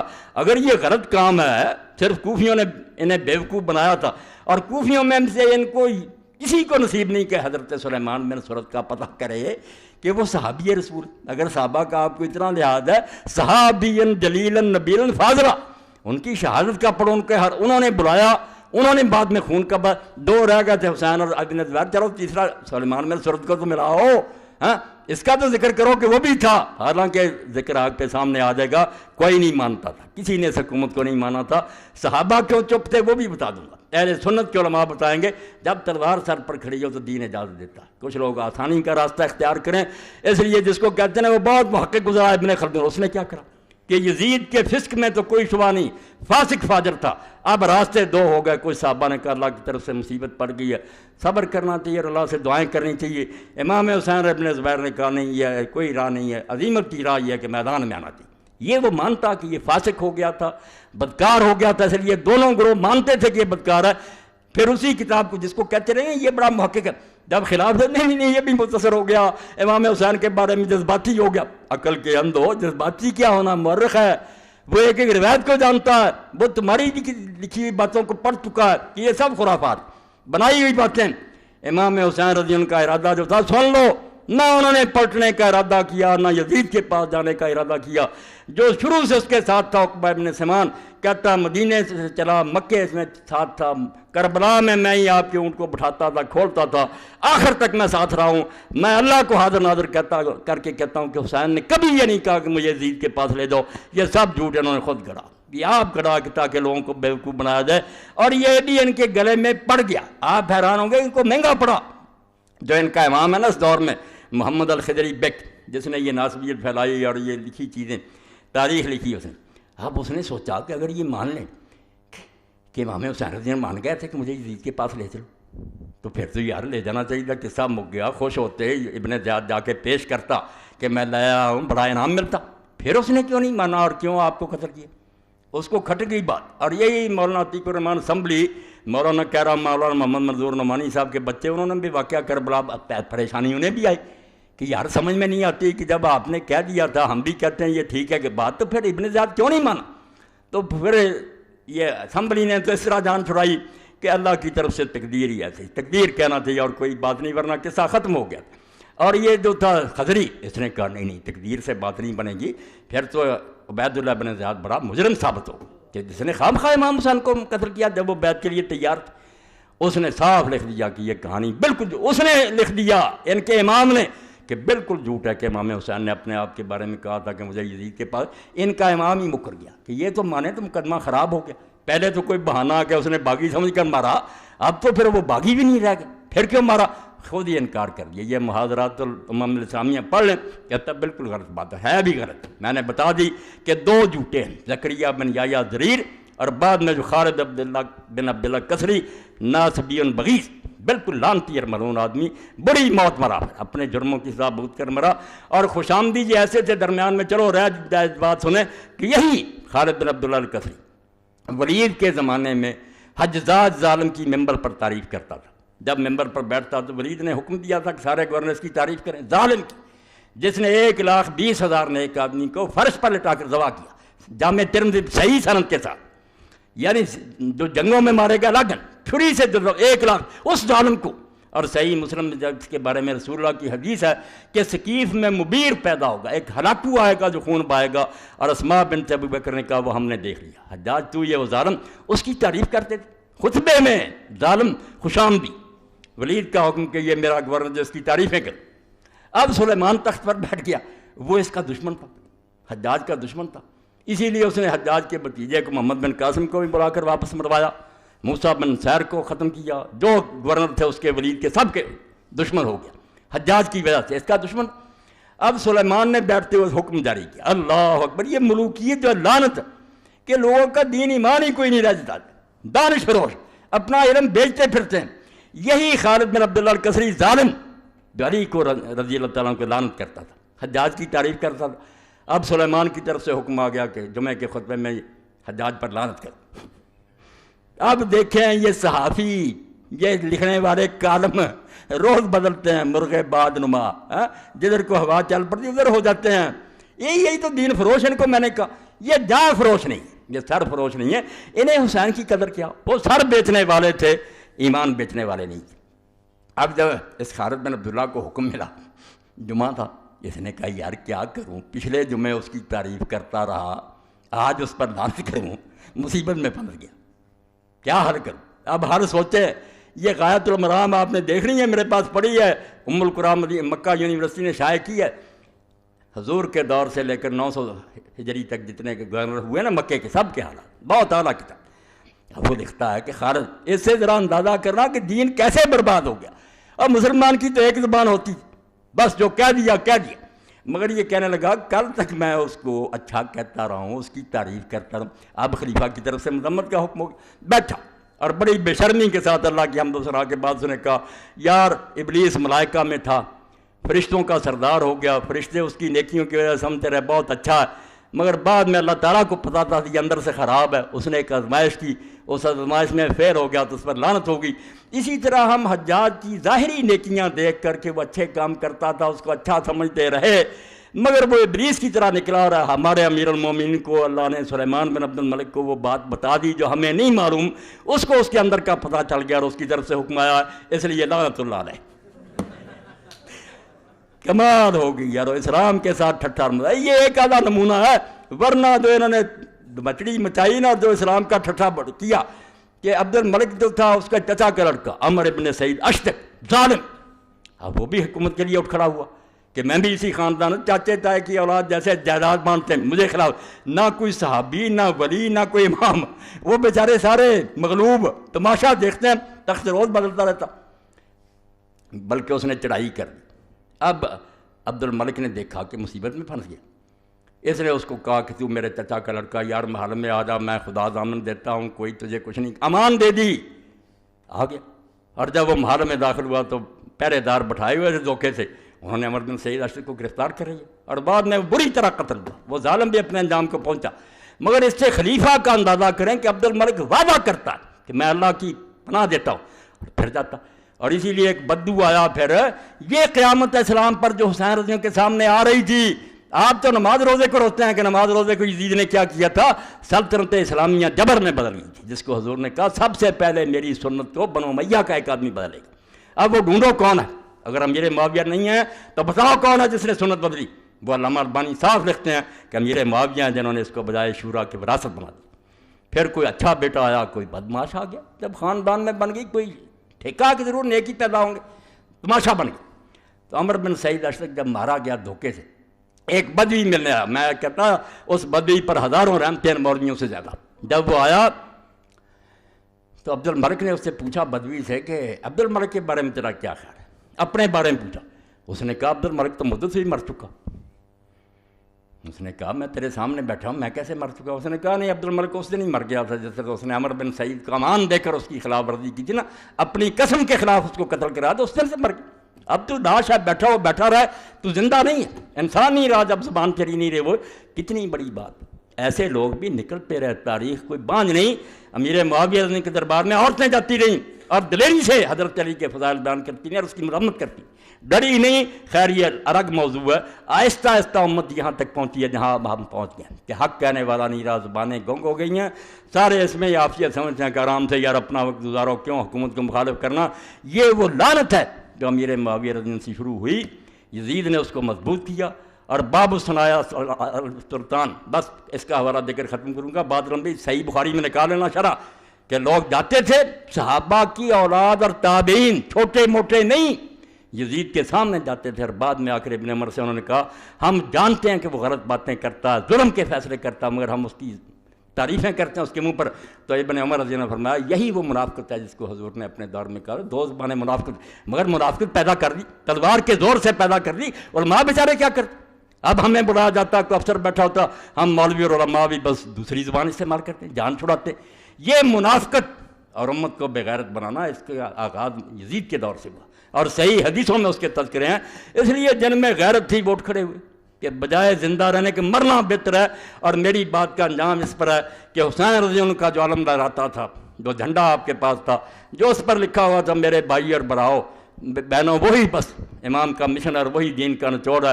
وَإِنْ كَانَتِ الْأَبْدَانُ لِلْمَوْتِ أُنْشِئَتْ فَقَتْلُ امْرٍ فِي اللَّهِ أَوْلَىٰ وَأَفْضَلُ۔ جب یہ جسم بنے ہی اس لیے ہیں کہ ایک دن انہوں نے مرنا ہے، تو کیوں نہ پھر آدمی اللہ کی راہ میں مرے، یہ اس کا مرنا افضل اور بہتر ہوگا۔ وَإِنْ كَانَتِ الْأَبْدَانُ لِلْمَوْتِ أُنْشِئَتْ، اس لیے حسین کو سمجھنا تو اس جھنڈے کو دیکھو، اور اگر تم بزدل ہو، چوہے ہو اور بلوں میں گھسے ہوئے ہو، تو اللہ کے لیے حسین کو نیچے گرانے کی کوشش نہ کرو کہ وہ بیوقوف تھا، لوگوں کے کہنے میں آ گیا۔ نہیں، وہ دانا تھا، وہ کوفہ میں رہا تھا، وہ ایک آدمی کو جانتا تھا کہ یہ کیسے آدمی ہے، وہ اس کے باپ کے صحابی تھے، ان کے بارے میں اس کو کوئی شبہ نہیں تھا، اور نہ انہوں نے کسی نے دھوکہ کیا۔ یہ تاریخ کی کتابیں جو کورسز میں لگائیں ان کو آگ لگا دو، جو کوفہ والوں کو بدنام کرتے ہیں، وہ خالص اور مخلص تھے، اور انہوں نے بعد میں بدلہ لینے کے لیے اپنی جانیں دی۔ تم بکواس کرتے ہو، تمہارے گورنر نے اور تمہاری فوج نے آ کر ان کو بے بس کر دیا، بعضوں کے ہاتھ پاؤں کاٹ دیے، بعضوں کو لٹکا دیا۔ جب لوگوں نے دیکھا کہ عبید اللہ بن زیاد خبیث نے آتے ہی حضرت مسلم ابن عقیل کو دھوکے سے پکڑا، مکان میں تھے، وہاں بھی قسم دی، وہاں قسم دی گئی کہ ہم آپ کو امان دیتے ہیں، آپ چلیں، کچھ نہیں کہا جائے گا، مگر سامنے لایا گیا تو اس نے امان دینے والے سے کہا کون ہو تم امان دینے والے، اور بری طرح پھر آپ کو شہید کیا۔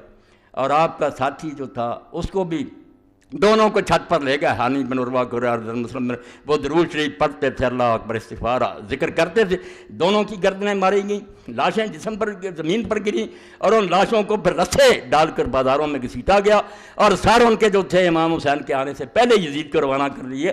اور ظالموں، یہاں تمہارا کوئی عالم مارا گیا، تم نے کوئی نہیں دیکھا کہ ضیاء الحق نے کوئی حکم جاری کیا تھا کہ علامہ صاحب کو مارو، کسی کے پاس کوئی ثبوت نہیں ہے کہ نواز شریف نے کوئی حکم جاری، مگر تم آج تک روتے ہو، ان کا دور تھا، انہوں نے کیا، وہ تو سارا پتہ، اس کے باپ کے زمانے سے یارے ہوئے کہ نہیں اس کی بیعت کریں گے، بیوقوف تھا، تخت پر بیٹھا ہوا، جانتا تھا کہ ابن زبیر اور امام حسین نے میرے باپ کو جواب دے دیا تھا کہ نہیں مانیں گے، اس لیے کوئی چھپی بات تھی، ان کا ایک ایک دن کا پروگرام جو تھا وہاں جاتا تھا، سر گئے ہانی بن عروہ کر مسلم نے کہا کہ آئندہ ظلم نہ کرنا، اس لیے خدا کے لیے اس واقعہ کو جس سے مومنوں میں حریت اور غیرت پیدا، اس کو ختم نہ کرو۔ اگر ہم کچھ نہیں کر سکتے، آپ سب گواہ، میں اللہ کو حاضر ناظر کر کے کہتا ہوں، پتہ نہیں زندگی ہے، میں اللہ کی قسم دنیا اسلام میں جتنے حکمران ہیں ان سے برات کا اعلان کرتا ہوں، میں ان کو اپنے حاکم نہیں مانتا، ان کو میں جو شریعت کو اپنے ملک میں نافذ نہیں کرتے، میرے یہ حکمران نہیں ہیں۔ میرے دل میں جو آگ لگی ہے وہی یہی ہے کہ اللہ کسی دن اس زمین پر تیرا اور تیرے رسول کا جھنڈا لہرانا چاہیے، تیرا نظام جاری ہونا چاہیے، وہ ایک چپا پر زمین پر جو جاری کرے گا وہ میرا امیر ہوگا، وہ میرا امام ہوگا، وہ میرا خلیفہ ہوگا۔ یہ حکمران ہیں، متغلب ہیں، مسلط ہیں، زبردستی بیٹھے رہے، ہم ان کا کچھ بگاڑ نہیں سکتے، بے بس اور مجبور ہیں، مگر میں نے آپ کو گواہ کر کے کہہ دیا کہ ریکارڈ کر لو کہ میں ان کو حقیقی معنوں میں اپنے حکمران نہیں مانتا۔ اگر میرے دل میں بھی آئے کہ یہ ہمارے حکمران تو اللہ کی کروڑ لعنت ہو، یہ نہیں ہمارے حکمران، ہمارا حکمران وہی ہوگا جو اللہ اور اس کے رسول کی کتاب سنت کے مطابق عمل کرے گا۔ اور یہ امام حسین کی تحریر سے میں پڑھوں گا کہ انہوں نے جو خط لکھا، تم کہتے پتہ ہی نہیں چلتا امام حسین کا کیا مقصد، یہ یوسف لکھتا ہے، اب پتہ تو تب چلے جب آپ کے خطبے اور آپ کے خط پڑھے، جب آپ نے پڑھنا ہی نہیں تو آپ کو پتہ کیا چل رہا۔ امام نے اپنے خطوں میں لکھا کہ لوگوں، ایک ہی اصولی بات ہے، نہ میں اپنے نانا کی گدی چاہتا ہوں، نہ تخت کی ضرورت ہے، امام مسلمانوں کا سربراہ صرف ہو سکتا ہے جو اللہ کی کتاب پر عمل کرے، رسول اللہ کی سنت کو جاری کرے، اور اس کی اپنی زندگی بھی خدا رسول کی مرضی کے مطابق ہو، نل امام سوائے اس کے کوئی امام نہیں۔ اور جھگڑا تو یہ تھا، نہ شراب کا تھا نہ زنا، وہ دیر رات شراب پیتا، یہ اتنی کوئی برائی نہیں تھی، لوگوں میں عیب بھی ہوتے ہیں۔ بدماشی یہ تھی کہ مسلمان دیکھتے رہ گئے اور تلوار کے زور سے ایک شخص کو بٹھا دیا گیا، اور جس غریب نے یہ کہا کہ یہ کیا ہو رہا ہے، مسجد نبوی میں پڑھوں گا صحیح بخاری سے کہ انجام کیا ہوا، امیر معاویہ کے گھر نے کہا پکڑ لو اس کو، اور وہ حضرت عبد الرحمن بن ابی بکر، اس کا نام ہی نہیں ہے، عبد الرحمن بن ابی بکر رضی اللہ تعالیٰ عنہ بھاگ کر اپنی بہن ام المؤمنین عائشہ کے گھر میں گھس گئے، پھر بچے، اور پھر بھی اس ملعون نے وہاں کہا کہ یہی ہے جس کے بارے میں قرآن میں سورہ احقاف اتری ہے، اللہ نے لعنت کی اس پر۔ تو اماں بولی، پھر اس نے کہا بکواس کرتا تو، جھوٹا تو، ہمارے بارے میں ابو بکر کے خاندان کے صرف وہ آیتیں اتری ہیں جن میں میری بریت کا اعلان ہے، اور کوئی آیت نہیں اتری۔ تیرے باپ پر اللہ کے رسول نے لعنت کی تھی جب تو اس کی پشت میں تھا، اس لیے اس لعنت کا اثر تجھ میں بھی ہے۔ یہ اماں کے خطبے اور عبد الرحمن بن ابو بکر کے خطبے کس طرح مروان کے سامنے اس نے کہا کہ یہ کون سی حکومت ہے جو تم قائم کر رہے ہو، ہرکلیہ و کیسریہ، یہ کافر بادشاہوں والا رواج ہے، تم دینا چاہے، بیچارے کو وہاں گرفتار کرنے کا حکم دیا، اور پھر وہ مدینہ شریف نہیں رہ سکا، مکہ بھاگ گیا غریب، حسین تو بھگتتا رہا نا رضی اللہ عنہ، یہ عبد الرحمن بن ابی بکر مکے چلا گیا، اور مکے نہیں رہنا نصیب ہوا، پہاڑوں میں چھپ گیا، امیر معاویہ کے دور میں حبشی 10 میل دور مکہ، اور وہیں سو گیا اور اچانک مر گیا۔ تو حضرت عائشہ رضی اللہ عنہ کو حاکم لکھتے ہیں دیر تک یہ شبہ رہا کہ یہ مرا نہیں، اس طرح لوگ مرتے نہیں، یہ مارا گیا، ان لوگوں نے اس کو زبردستی مارا، ورنہ عبد الرحمن کی موت کا کوئی سوال تھا کہ وہ پہاڑوں میں سویا اور مر گیا۔ وہاں سے ان کی لاش پھر مکہ لائی گئی، وہاں دفن کیا گیا۔ حضرت عائشہ عمرہ پر گئی تو وہاں قبر پر گئیں، وہاں شعر بھی پڑھے، سب کچھ موجود۔ یعنی ظلم کی انتہا کہ مسجد نبی کا احترام نہیں۔ اما عائشہ کے سامنے جھوٹ بول رہا گورنر کہ تمہارے بارے خاندان کے بارے میں آئی، انہوں نے پھر صاف سنا دیا کہ تیرے باپ پر حضور نے لعنت کی حکم پر، اور تو اس وقت اس کی پشت پر تھا، وہی لعنت تم میں چلی آ رہی۔ اور حضور کی یہ حدیثیں یہ ملا کہتے ہیں دیوبندی علیہ حدیث کے غلط ہیں، میں صحیح حدیثوں سے ثابت کروں گا، اور سلسلۃ الحدیث سے میں ساری اکٹھی کر دی ہیں سندوں کے ساتھ کہ واقعی حضور نے مروان اور اس کے بیٹوں پر لعنت کی۔ اب کہتے ہیں نہیں ساری اولاد کی بات نہیں، بیٹے جو تھے عبد الملک رب العزیز سارے برے تھے، پوتا اگر نیک نکلا عمر بن عبد العزیز وہ رکھ بات۔ آپ حدیثوں کی طرف اللہ کے لیے آئیں، یہ کہانیاں جو چھاپتے ہیں نا رسالے، چھوڑ دیں کہ ہر ملا اور مولوی کھڑا ہو جاتا نہیں حسین کو کوفیوں نے بلایا چلا گیا، پھر منت سماجت کرتا رہا، جان چھڑاتا رہا۔ لعنت ہے جھوٹ بولنے والوں پر۔ نہیں، جو اٹھا تھا وہ ایک ہی بات، عزم اوچوں کو ہساراں استوار۔ حسین جب اٹھ کھڑا ہوا تھا نا سوچ سمجھ کر، 20 سال امیر معاویہ کے دیکھ کر، اور اس وقت ہی اپنے ساتھیوں کو بتا دیا تھا کہ میرا ایک دن جو اس کی حکومت میں گزر رہا ہے، مجھے کوئی سمجھ نہیں آتی کہ میں خدا کے سامنے کیا عذر پیش کروں گا۔ جہاد تو اب بھی فرض ہو چکا، مگر میرے بھائی نے چونکہ وعدہ کر لیا تھا میں نبھاؤں گا، اگر بعد میں انہوں نے بدماشی کی تو اٹھ کھڑا ہو۔ پہلے سے تیار تھے، اس لیے جب اٹھے ہیں نا، آپ ہمالیہ کی مثال دیتے ہیں کہ بڑا پہاڑ ہے، اقبال کہتا ہے عزم اونچوں کو ہسارا استوار۔ حسین کو پہچانو تو صحیح، اس کا عزم اور حوصلہ پہاڑوں کی طرح مضبوط تھا۔ پہاڑ ہل سکتے ہیں، وہ نہیں ہل سکتے۔ ہلنا ہوتا تو گھر سے کیوں چلتا؟ پتہ نہیں تھا بچے اور عورتیں ان کے ساتھ کیا ہوگا، میرے ساتھ کیا ہوگا؟ نہیں، پائیدار و تند سیر و کارگار، ہمیشہ سے قائم اور دائم۔ اور ایک بات جو درمیان میں رہ گئی، صرف آخر میں بیان کر دوں کہ اللہ نے دنیا میں امام حسین اور حسن کا نام پوشیدہ رکھا۔ یہ میں مدینہ شریف سے لایا، معجم ما یخص اہل البیت النبی، حوالوں کے ساتھ اللہ کے بندے نے سعودی عالم نے لکھی ہے، بہت عمدہ بات، کشنوں کے حوالے سے لکھی۔ میں نے امام جعفر صادق رحمۃ اللہ علیہ سے پڑھا تھا، مگر میں اس کو نہیں پیش کر، میں نے اس کو پڑھا کہ سارے نام دنیا میں رکھے جاتے رہے مگر حسن اور حسین نہیں رکھا گیا۔ اللہ نے بچا کر رکھا اس کو کہ یہ محمد آئیں گے صلی اللہ علیہ وسلم تو ان کے نواسوں کا نام، اور یہ بات کوئی معمولی نہیں، ساری دنیا میں لوگ پیدا ہوتے رہے، یحییٰ نام کا کوئی نہیں آیا۔ جب فرشتوں نے بشارت دی زکریا علیہ السلام کو تو کیا کہا تھا اس وقت؟ وَلَمْ نَجْعَل لَهُ مِن قَبْلُ سَمِيًّا، ہم نے اس نام کا کوئی آدمی اس سے پہلے نہیں پیدا۔ یعنی یحییٰ کو یہ فضیلت اللہ نے دی کہ یحییٰ اسی کو ہم نے نام دیا اور کسی کو نہیں۔ یہی بات اللہ کی قسم دنیا میں یہ پڑھیں، حوالہ دت قال المفضل حجب اللہ ہذین اسمین ان یسمى بحتى سمى بہ نبی صلی اللہ علیہ وسلم ابن علیہ السلام۔ فضل کہتے ہیں التصحیح والتحریف سے بلاشا 6 جلد 11 حوالہ دیا کہ یہ 2 نام اللہ نے مخلوق کو روک دیا، ان کے ذہن میں نہیں آنے دیے کہ وہ اپنے بچوں کے نام رکھیں، حتیٰ کہ یہ نام اللہ کے رسول علیہ السلام نے اپنے بچوں کے رکھے، اپنے بچے۔ حضور ہمیشہ کہتے تھے کہ حسن اور حسین میرے بیٹے ہیں، یہ نہیں مانتے تو جو جی چاہے کہتے ہیں۔ یہ جس کے بیٹوں کو ماننا چاہتے ہیں نا، رسول اللہ کے ممبر پر بیٹھ کر ان کی تعریفیں کریں، میں تو رسول اللہ کے نانا آپ کے ممبر پر بیٹھ کر ان کے نواسوں کی بات کروں گا، میں ان کے دشمنوں کی کیوں بات کروں؟ ان کے دشمنوں کا ممبر کوئی ہے تو وہاں چلے جائیں، رسول اللہ کے ممبر پر بیٹھ کر حسین کی توہین نہ کریں۔ حتیٰ کہ انہوں نے اپنے بچوں کا نام حسن اور حسین رکھا، علیہ السلام لکھا۔ اب یہ سارے چیز اٹھنے ہو، حسین علیہ السلام کہتے ہیں، بھائی بخاری شریف سے نکال دوں، وہاں فاطمہ علیہ السلام لکھا متن میں، حسن علیہ السلام سے آئے میرے پاس، چھوٹے سے بچے ابراہیم کے لیے علیہ السلام لکھا جو فوت ہو گیا تھا، رسول اللہ کی بچی ام کلثوم کے لیے علیہ السلام لکھا۔ تم کون سا دین لیے پھرتے ہو؟ امام بخاری سے زیادہ دارا، نیر الاوتار شوکانی کی پڑھو، سبل السلام پڑھو علامہ ثنانی کی، علی علیہ السلام، حسن علیہ السلام، کیوں ظالموں تم ناراض ہوتے ہو؟ یہ رسول اللہ کے خاندان کی عزت ہے۔ اما حسن و حسین الموجود فی انصاب الطیف فلو بسکون الثانی سین والثانی میں فضلا و کسر سین۔ وہ کہتے ہیں بنو طے جو حاتم طائی کا قبیلہ وہاں مل جاتے ہیں حسن حسین، حوالہ دیا لغت نویس نے کہ وہ حسن ہے، سین پر جزم ہے، حسن، یہ حسن ہے پر بھی زبر، سین پر، یہ حسن ہے رسول اللہ کا بچہ، وہ حسن، سین پر جزم۔ اور دوسرا نام جو وہاں پایا جاتا ہے حسین، زیر ہے نیچے اور آگے یہ ہے، یہاں ہے حسین، اس لیے حسن ہے پر زبر، سین پر زبر، اور حسین یہ نہیں کسی کے نام رکھے گا، یہ اللہ کے رسول کے بچوں کے رکھے گئے۔ اور جب ہم صحیح بخاری میں پڑھتے ہیں، کیا کروں وقت ہی نہیں ملتا، اللہ کا رسول جب اپنے بچوں کو دم کرتا تھا حسن اور حسین کو، تو کیا کہتا تھا اس وقت، کن کی مثال دیتا تھا؟ فرماتا تھا اللہ کا رسول علیہ الصلوۃ والسلام کہ یہی وہ دم ہے جو میرا باپ ابراہیم اپنے بیٹے اسماعیل اور اسحاق پر کرتا تھا۔ کن کا حوالہ دیتا تھا؟ حسن اور حسین کو کن کے ساتھ ملاتا تھا کہ جیسے میرا باپ ابراہیم اسماعیل اور اسحاق کو دم کرتا تھا، میں انہی الفاظ کے ساتھ اپنے بچے حسن اور حسین کو دم کرتا۔ اس لیے میرے بارے میں اگر کوئی کہتا ہے نا کہ مولا کو روک دوں گا، یہ کروں گا، روتا رہے چیختا رہے، میرے جسم میں جب تک جان ہے میں اللہ کے رسول کی اولاد کا دشمن نہیں ہو سکتا۔ میرے جسم میں یہ سما گئی ہے، اور میں سمجھتا ہوں کہ میری سب سے بڑی سعادت یہی ہے کہ میرے پاس اور کچھ بھی نہیں ہے، تو ایک بات ہے کہ میں رسول اللہ کی اطرت کا اور حضور کی اولاد کا خادم ہوں، ان کے پاؤں کا گرد راہ اپنے آپ کو سمجھتا ہوں، اور یہ کوئی جذباتی بات نہیں۔ میں نے اس پر ہزاروں دفتر پڑھے ہیں، حدیث کے، تاریخ کے، تفسیر کے، فقہ کے، علم کرام کے۔ یہ باتیں صرف تاریخ میں نہیں، ہر جگہ بحث ہوئی ہے۔ تفسیر کی کتابوں میں علماء نے بحث کی ہے، حدیث کی کتابوں میں بحثیں ہوئی ہیں، فقہ میں آئی ہے۔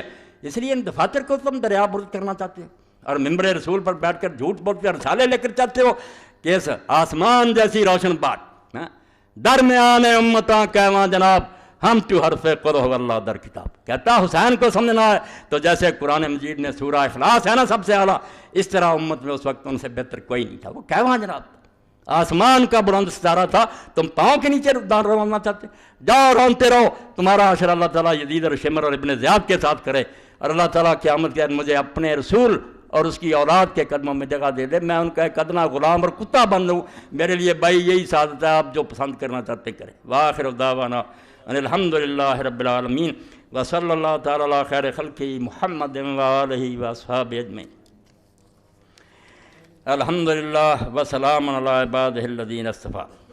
اعلان: خلافت راشدہ منٹگمری بازار کانفرنس 12 فروری بروز اتوار بعد نماز عشاء خلافت راشدہ کانفرنس منعقد ہو رہی ہے، جس میں جید علماء کرام تشریف لا رہے ہیں۔ شرکت کی پرزور اپیل ہے۔ منٹگمری بازار فیصل آباد 12 فروری بروز اتوار بعد نماز عشاء۔ تحریک اسلامی کے اجتماع پرسوں بروز اتوار مورخہ 13/2/5 وقت 9 بجے شروع ہوگا۔ احباب شرکت فرمائیں۔ ماہ فروری کا حفظ مسجد کے گیٹ پر حاصل کر لیں۔ قاری شفیع اللہ صاحب سے رسالہ لے لیں۔ موجودہ اسلامی مہینوں کے نام کب اور کس نے رکھے تھے؟ اسلامی مہینوں کی ترتیب یعنی پہلا اسلامی مہینہ محرم الحرام کے اصدار میں کس نے تجویز؟ برائے مہربانی سوالوں کے جواب دے کر مشکور میں لمبا ہو جائے گا۔ خلاصہ یہ ہے کہ 17 ہجری میں 17 ہجری حضرت عمر رضی اللہ عنہ نے اس بارے میں مشورہ کیا کہ یہ خط جو آتے ہیں اور حساب کتاب صوبوں سے آتا ہے، اس میں لکھا ہوتا ہے شعبان میں یہ کرو، رمضان میں کرو، مگر کوئی پتہ نہیں چلتا کہ پچھلے رمضان کی بات ہے آگے کی۔ اس لیے مسلمانوں کو بھی چاہیے کہ اپنا کوئی سن مقرر کریں۔ تو اس وقت پھر حضرت علی رضی اللہ عنہ اور دوسرے صحابہ کے مشورہ سے یہ سن ہجری مقرر ہوا۔ 17 ہجری تھی، حضرت امیر المومنین عمر رضی اللہ تعالیٰ عنہ کا زمانہ تھا، اور پھر سب نے یہی تجویز کیا کہ محرم کا مہینہ جو ہے اس کو ابتدا کے لیے چننا چاہیے، کیونکہ آپ کو پتہ ہے کہ 12 مہینے سال کے، جن میں سے 4 مہینے اربعۃ حرم ادب کے مہینے ہیں، 4 حرام کیے اللہ نے، 3 اکٹھے ہیں، ذی القعدہ، ذی الحجہ اور یہ محرم۔ یہ حج کے لیے عربوں نے مقرر کیے تھے، اللہ نے انہیں ہدایت دے دی، ورنہ حج نہیں ہو سکتا تھا۔ جس طرح عرب کے حالات تھے، حرم سے باہر تو لوگ اس کے لیے جاتے تھے، ڈاکے پڑتے تھے، حج کے لیے اللہ نے ان کے دلوں میں ڈال دی کہ یہ 3 مہینے تلواریں میان میں کر لیتے تھے۔ ڈاکوؤں کے قبیلے بھی کیل ٹھوک دیتے تھے اپنی تلواروں پر، کیا اپنی چھیڑ 2 مہینے آنے جانے میں لگتے، محرم تک پھر اپنے گھروں میں یہ 3 جو مہینے تھے یہ حرام اکٹھے، اور ایک رجب ہے جو عمرے کے لیے رکھا ہوا تھا کہ بعد میں عمرے کے لیے آتے تھے، پھر لوگ جب سفر کے نشان مٹ جاتے تو 4 مہینے۔ تو یہ حرام مہینہ جو ہے، حرام کہتے ہیں ادب والا، حرام وہ نہیں کہ نجائز، ادب والا مہینہ، تو حضرت عمر رضی اللہ تعالیٰ عنہ کے زمانہ میں ہی ہوا۔ اچھا، فتاوی آن لائن کی ویڈیو کے سی ڈی جو ابھی تک ریکارڈ ہو رہی حکیم امجد سلام سے مل سکتی ہے۔ فتاوی آن لائن پر میں جو جواب دیتا ہوں۔ تبرک پیش خدمت میں مہربانی فرمائیں۔ کلمہ طیبہ یا حی یا قیوم آیت کریمہ، یہ مولانا فقیہ اللہ صاحب کے بچے نے یہ ساری تیار کی ہیں گھروں میں سجانے کے لیے، بہت اچھی چیزیں ہیں، ان سے لے لیں، بابرکت کلمے اپنے گھروں میں ہونے چاہیے۔ ہم نے 2 ماہ پہلے اعلان کیا تھا مولانا کے ساتھ عمرہ کرنے کا، یہ اعلان دوبارہ سن لیں، دہرایا جا رہا ہے۔ 20 کے قریب لوگوں نے نام لکھا دیے تھا، وقت قریب آ رہا، لکھا دے نام انشاءاللہ۔ ہم نے 2 ماہ پہلے اعلان کیا تھا مولانا صاحب کے ساتھ عمرہ کرنے کا، تقریباً 20 آدمیوں نے نام لکھوائے تھے۔ 15 مارچ تک اپنے پاسپورٹ اور 25,000 روپے ایڈوانس جمع کرا دیں جو لوگ مولانا کے ساتھ عمرہ پر جانا چاہتے ہیں۔ شکریہ، یہ اعلان آپ لوگوں تک دوبارہ پہنچا دیا، اس لیے 15 مارچ تک اپنے پاسپورٹ اور پیسے جو ہیں وہ زاہد صاحب تک پہنچا دیں تاکہ یہ قافلہ بن جائے، اور ہم ویسے ہی جیسے میرے آقا مولا ساری عمر کی کمائی لے کر پھر حجۃ الوداع میں گئے اور سارے عرب میں اعلان کر دیا، ایک ہی حج آپ نے کیا نا، اور وفات سے چند مہینے پہلے کہ میں اللہ کے گھر میں حاضری دے رہا ہوں، یہ گلدستہ ہے میرے ہاتھ میں جو لاکھوں بندے میں نے تیار کیے۔ پھر کیسے بنا؟ صحابی کہتا ہماری نظر آپ کی اونٹنی کے آگے پیچھے دائیں بائیں جدھر جاتی تھی سارے ہی سر نظر آتے تھے، اور اللہ کی طرف سے بھی حکم آیا کہ ان کو ذرا کہیں ان یرفعوا اصواتهم بالاحلال کہ لبیک اونچا کہیں، مجھے مزہ آتا۔ تو وہ قافلہ کیسا تھا، اور جب حضور نے یہ اعلان بھی کر دیا کہ یہ شاید میری تمہاری آخری ملاقات اور پھر تم مجھے نہ دیکھ سکو، اس لیے سارا عرب آ گیا، اور حدیث پاک میں آتا عورتیں آ رہی، بچے آ رہے ہیں میدان عرفات میں مینا میں آپ کی اونٹی گرد، اور سارے ایک دوسرے کو کہتے ہاذا محمد ہاذا یہ اللہ کا رسول ہے، بھائی سیر ہو کر دیکھ لو۔ حضور نے اعلان کر دیا کہ پھر ملاقات نہیں ہوگی، اس لیے کوئی پتہ نہیں کہ زندگی کا یہ آخری سفر ہو، تو اگر لوگ کچھ جانا چاہتے ہیں تو اللہ توفیق دے تو ساتھ چلیں انشاءاللہ۔ میرے اور آپ کے لیے یہ سفر اللہ ببرکت کرے گا۔ اللہم صلی علی سیدنا و مولانا محمد وعلی آل سیدنا و مولانا محمد وبارک وسلم۔ اللہم اغفر للمؤمنین والمؤمنات والمسلمین والمسلمات الاحیاء منهم والاموات، ان اللہ یامر بالعدل والاحسان وایتاء ذی القربى وینہی عن الفحشاء والمنکر والبغی یعظکم لعلکم تذکرون۔ محمد وآلہ وصحبہ اجمعین۔ اللہم انصر الاسلام والمسلمین واخذل الکفرۃ والمشرکین۔ ربنا افرغ علینا صبرا وثبت اقدامنا وانصرنا علی القوم الکافرین۔ ربنا لا تجعلنا فتنة للقوم الظالمین ونجنا برحمتک من القوم الکافرین۔ اللہم احسن عاقبتنا فی الامور کلها واجرنا من خزي